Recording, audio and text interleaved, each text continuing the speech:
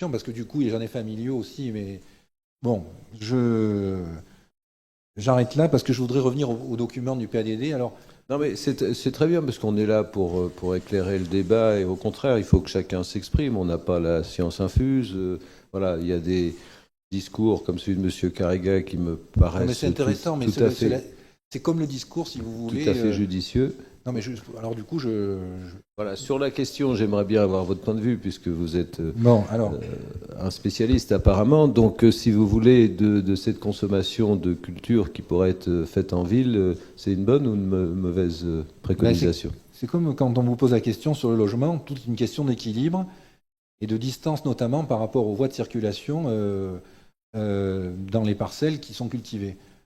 Et donc, et puis il y a une autre question aussi qui est fondamentale, c'est qu'évidemment, il ne faut pas localiser des parcelles où on fait de la culture potagère à côté de parcelles qui utilisent des insecticides. Ça, c'est du bon sens. Hein. Donc, bon.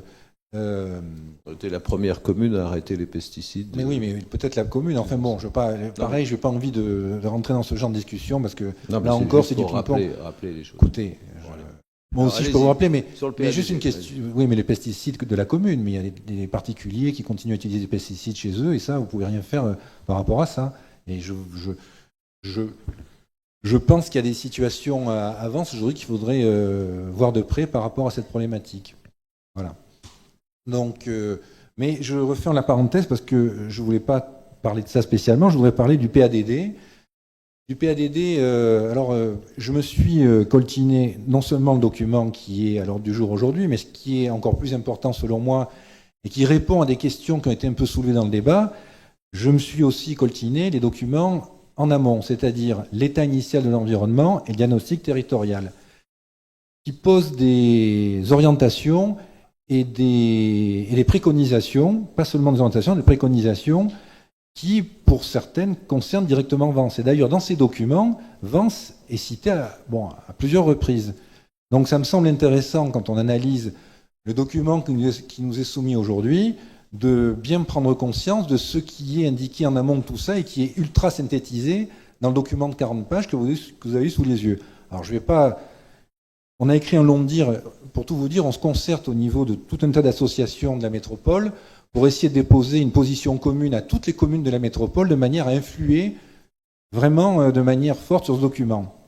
Mais, donc je ne vais pas vous faire un exposé de tout ce qu'on a écrit là-dessus, mais je vais synthétiser par rapport à ce qui concerne Vence. Alors selon les réflexions qu'on mène avec ces associations, ce PADD, c'est une vraie catastrophe pour une commune comme Vence parce qu'il y a un certain nombre de choses qui ont été présentées dans ce débat qui demandent à être approfondies. Alors je vais vous donner quelques exemples. La démographie, par exemple, et le fait de penser que parce qu'on a seulement 0,3% d'augmentation de la population prévue par le PADD, ça ne peut pas déboucher sur une inflation très importante du nombre de logements. Pourquoi ? Pour plusieurs raisons. D'abord parce qu'il y a ce que le PADD lui-même d'ailleurs analyse, ce qu'on appelle le desserrement familial, c'est-à-dire qu'il y a des unités, des foyers de plus en plus petits, donc forcément des besoins de logement plus importants, donc une pression sur nos logements qu'il faut construire va devenir de plus en plus importante dans les années qui viennent. Et deuxièmement, cette fameuse pyramide des âges. On a des retraités qui vivent de plus en plus vieux. Donc ça veut dire que, quelque part, et tant mieux. Même si vous avez... Oui, tant mieux. Je serai bientôt retraité d'ailleurs, donc bon, tant mieux pour moi, hein, mais, et pour vous et pour tous ceux qui vont à la retraite. Mais cela dit, si vous voulez, en termes d'occupation du territoire, ça veut dire que quand on a une croix naturelle de zéro et des gens qui arrivent sur un territoire par solde migratoire, on a une pression là encore supplémentaire au niveau du nombre de logements qu'il y a à construire. Alors, vous citez souvent la nécessité d'avoir un équilibre. Et vous citez le nombre de demandes de logements sociaux qu'il y a en direction de la commune. Mais les demandes de logements sociaux, ça ne veut pas dire que les gens ont le choix entre, comme de temps en temps vous l'avez dit, mais il n'y a pas de polémique dans ce que je vous dis. Je vais essayer d'être positif et donner des orientations à soumettre au PADD. Hein. Mais les logements sociaux aujourd'hui, c'est une population énorme. Il y a 70% de la population qui y a accès. Donc ce n'est pas seulement les gens qui ont le choix entre la voiture, dormir dans la rue et pas de logement du tout. C'est souvent des jeunes actifs, justement, qui trouvent pas leur place sur le marché du logement tel qu'il existe aujourd'hui. Et souvent, quand on construit du logement social, en plus, on a, avec les servitudes de mixité sociale, une quantité importante de social qui est prévue dans les copropriétés ou les lotissements qui sont construits, mais à côté, un logement privé qui reste à des coûts inabordables pour eux. Donc, c'est ce qui est en train de se passer dans le moyen pays. Et le fait que cette demande de logement social traduise pas, si vous voulez, une détresse sociale extrême, on le voit dans les chiffres qui sont donnés dans ce PADD d'ailleurs. Parce que autant sur le littoral, vous avez un taux de bénéficiaires du RSA qui est autour de 6%, sur le moyen pays, on est autour de 2,5%. Donc vous voyez, ce sont des problématiques qui sont complètement différentes. C'est pas parce qu'on va construire ad nuitum des logements et qu'on va éventuellement essayer de satisfaire la demande de logements sociaux avec des logements neufs qu'on va y arriver. Alors déjà, cette problématique en soi, elle est compliquée. Mais là où il se corse encore plus, c'est que se rajoute à ça l'histoire du ZAN, c'est-à-dire le zéro artificialisation nette, qui, s'il est appliqué de manière brute, aboutit, d'ailleurs vous l'avez vécu vous-même lors de la dernière réunion qu'on a eue sur la charte de l'urbanisme, qui aboutit quelquefois à des spoliations pures et simples. C'est-à-dire que vous avez des propriétaires qui effectivement ont des droits à construire, puis que du jour au lendemain se retrouvent avec rien. Et ça, selon moi, c'est non seulement, si vous voulez, improductif au niveau de la pression en termes de logement, mais en plus, c'est pas équitable, c'est pas juste. Alors pour arriver à cet équilibre que vous appelez de vos voeux et que tout le monde appelle de ses voeux, finalement, on veut tous la même chose. On veut tous à la fois que chacun puisse se loger, qu'on ne mette pas en cause la sécurité et l'intégrité physique de notre territoire, et puis en même temps, on veut une commune où il y a un certain dynamisme socio-économique. Il y a des outils qui existent, et ces outils, malheureusement, et c'est ça, et ça explique pourquoi je suis vent debout contre ce PADD, mais pas moi seulement, hein, beaucoup d'associations, j'espère qu'elles vont manifester d'ailleurs au niveau métropolitain, parce que c'est là que ça se passe, hein. Il y a des outils qui sont soit ignorés, soit écartés d'un revers de main par ce PADD. Alors je ne vais pas vous citer tout, mais il y a quand même un certain nombre de choses que je veux vous rappeler, parce que je pense que ce sont des instruments à disposition de la métropole et des maires et qu'il faut les mettre en avant. Alors le premier, Patrice Calzo l'a un peu évoqué, et le document l'évoque. Alors il l'évoque de manière beaucoup plus précise dans le document qui s'appelle diagnostic, diagnostic territorial. Voilà, chercher le nom exact. Donc il l'évoque, mais en l'écartant de revers de main. C'est le logement vacant. Alors logement vacant, c'est très intéressant parce que ce PADD, il adopte une définition de logement vacant qui est beaucoup plus restrictive que ce que vous avez au niveau des impôts ou même au niveau des fichiers qui recensent l'ensemble des logements vacants, qui s'appelle l'OVAC. Parce que lui, il parle de vacances structurelles, alors il faut au moins 3 ans dans le logement vacant, enfin bref. Mais même avec ces critères-là, il arrive à la conclusion qu'il y a 100 000 logements vacants dans la métropole, ce qui est quand même un gisement de logement énorme. Si je fais une simple déduction en se basant sur les chiffres de population, parce qu'il ne va pas dans le détail de chaque commune, malheureusement, ça fait quand même, pour une commune comme la nôtre, un potentiel de 200 logements. Donc je pense que c'est quand même une problématique qui est suffisamment importante pour qu'au contraire de ce que dit ce document, ça apparaisse comme une problématique fondamentale et sur laquelle on doit mettre des moyens. La deuxième chose qui me paraît importante, surtout pour une commune comme la nôtre, donc on vient de le voir, il y a un problème d'accès au logement des jeunes actifs, c'est toute la mécanique d'accession à la propriété. Alors aujourd'hui, quand on crée du logement, la plupart du temps, les jeunes actifs n'ont pas la capacité d'y avoir accès. Donc il y a des dispositifs qui existent au niveau national, et ces dispositifs, selon moi, je suis en train d'essayer de convaincre mes collègues dans les associations, il faut les démultiplier au niveau du territoire de la métropole, surtout dans une zone comme les nôtres, et encore plus pour une ville comme la nôtre. Si on veut garder un équilibre démographique entre les vieux, les jeunes, et avoir une population la plus équilibrée possible, il faut que ces jeunes actifs ils puissent avoir accès à la propriété. Alors il y a deux pistes, il y a l'appui aux dispositifs nationaux d'accès à la propriété, et puis après il y a la mécanique des droits de mutation, parce que vous savez certainement que les collectivités locales, notamment le département et la métropole, ont capacité d'agir sur les droits de mutation selon la configuration de la mutation en question. Donc ce que nous proposons, c'est de diminuer les droits de mutation quand il y a une vente qui s'opère au profit des primo-accédants. Dernier. Mais ça c'est le législateur qui doit Non. Les droits de mutation, le département ou les collectivités locales peuvent les moduler en fonction d'objectifs. Les taux sont fixés par l'État. Non, les taux sont fixés par l'État, mais vous pouvez agir sur les taux. Renseignez-vous, hein, vous pouvez agir sur les taux pour des objectifs X ou Y fixés par la collectivité. Pas la commune, je précise, département ou métropole. Mais ça me paraît une piste qui est suffisamment importante pour être citée. Et troisième piste d'action pour essayer d'atteindre cet équilibre entre logement, protection de l'environnement et dynamisme de la commune, c'est la compensation environnementale. Et elle est d'autant plus importante qu'il y a cette histoire de ZAN qui se profile à l'horizon.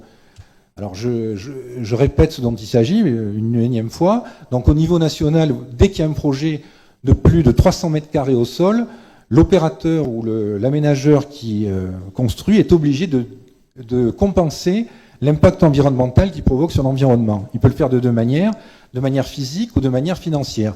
La plupart du temps, il le fait de manière financière. Cet argent, il est récupéré au niveau national par les opérateurs de compensation.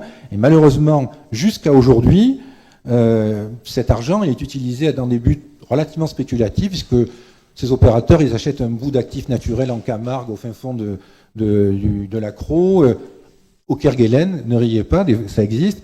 Et donc, ce qu'il faudrait obtenir, c'est que cette compensation, elle se fasse non plus à un niveau général, au niveau national et pas fléchée, mais qu'elle se fasse au niveau de chaque commune. La métropole, à l'heure actuelle, elle applique cette mécanique, mais elle l'applique à l'échelle de la métropole sur une seule réserve d'actifs naturels, dans le break de l'Estéron. Donc moi, on demande, si vous voulez, à ce que cette compensation, elle se fasse au niveau de chaque commune, d'autant plus dans les communes qui, comme Vence, sont appelées à devenir des gros contributeurs de compensation environnementale, puisque pour le moment, la métropole nous indique entre 9 et 12 hectares artificialisés, ce qui est quand même un gros effort qui est demandé à la commune. Donc, il semblerait que ça serait tout à fait équitable et logique que cette compensation environnementale, elle se décline au niveau de chaque commune. Donc ça, j'allais dire, c'est les trois grandes catégories de solutions qu'on essaie d'avancer pour répondre à cette demande d'équilibre que vous indiquez pour une commune comme la nôtre. Maintenant, alors je ne vais pas tout vous développer, je vais juste vous citer 2-3 problématiques qui sont quand même importantes pour la commune, mais sur lesquelles il y a des choses à faire. En matière de transport, d'abord, ça fait des années. Alors c'est pour ça que je trouve cet exercice aussi, il a des gros manques, parce que pour une commune comme la nôtre, la configuration de nos systèmes de mobilité, elle va au-delà des limites de la métropole. Elle prend tout son sens quand on prend en compte la radiale qui va de Grasse jusqu'à la rive gauche du Var. Alors d'ailleurs, les anciens le savaient très bien, c'est pour ça qu'on avait une ligne de chemin de fer entre Mérac et Colomar qui desservait toutes les communes du moyen pays et qui évitait, chaque fois qu'on voulait se déplacer d'une commune du moyen pays à une autre, de redescendre sur le littoral et de remonter dans un autre point du moyen pays. Donc là, il y a un vrai travail à développer sur la création d'un axe lourd de transport en commun sur tout le moyen pays. Parce que ça éviterait bien des déplacements inutiles sur le littoral et en plus, ça faciliterait la vie économique et la vie de tous les jours des habitants de cette partie du département. J'ai bientôt fini, ne vous inquiétez pas, je ne fais pas tout. Mais enfin, donc il y a aussi autre chose qui est très important, c'est en matière de stationnement, il y a des outils qui existent pour permettre de se déplacer plus facilement quand on a des pratiques vertueuses en matière de mobilité durable, covoiturage, véhicules propres, etc., pour stationner sur tout le territoire de la métropole. Avant, on a le disque vert. Malheureusement, pour le moment, la métropole ne l'étend à aucune autre commune sur les territoires de la métropole. Alors que vous savez, peut-être pas, d'ailleurs, je vais peut-être vous l'apprendre, que le disque vert, quand vous l'avez... J'en ai un. Ah ben, très bien, vous voyez, on n'a pas tout fait mal finalement. Exactement. Donc, heureusement. Donc le disque vert, si vous voulez, l'avantage qu'il a, c'est que quand vous l'avez pour une commune, vous pouvez l'utiliser dans toutes les communes qui adhèrent au disque vert. Donc je ne comprends pas pourquoi la métropole ne développe pas ce disque vert au niveau de l'ensemble du territoire de la métropole. Et l'avantage que ça aurait, en plus, il se pose toute une question sur le développement du covoiturage, c'est que si vous rétablissez le covoiturage dans les conditions d'attribution de disque vert, vous créerez effectivement un appel d'air pour le covoiturage que la métropole semble pour le moment désespérément chercher. Bon, je vous passe un certain nombre de propositions. Bon, vous verrez notre dire qu'on va déposer au niveau du PADD. Il y a un dernier point qui me paraît important pour notre commune, et qui est alors complètement ignoré par le PADD, c'est toute la problématique des risques naturels sur les zones déjà construites. Parce qu'aujourd'hui, avec le changement climatique, il y a des zones qui étaient complètement insensibles à tout type de risque, qui ont été construites et qui aujourd'hui se retrouvent exposées.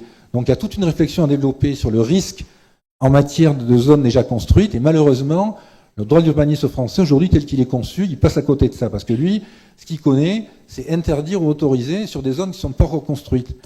Donc il y a toute une politique à développer à ce niveau-là, avec des outils divers et multiples pour stabiliser les zones menacées, pour essayer d'imaginer des constructions qui résistent effectivement à la montée des eaux d'un certain nombre de zones, qui est, alors là, cette problématique complètement absente des documents. Je précise, puisque je vous dis, tout ce que je vous dis là, c'est une réflexion que je développe à partir de la lecture non seulement des documents d'aujourd'hui, mais des 2 pavés de 300 pages en amont de tout ça. Voilà, j'ai essayé d'être court, mais c'est très important. Contrairement à ce que certains peuvent penser, cette discussion sur le PADD, elle me semble fondamentale. C'est cette discussion, si on se met d'accord sur des principes d'aménagement, et j'insiste sur le recours à ce type d'outils qui va conditionner après le zonage, la configuration du PLU, etc., etc. Si vous avez cette réflexion en amont, je pense que le PLU il perd une grande partie de son intérêt par rapport aux objectifs qui sont affichés là-dedans. Merci, Monsieur Miron.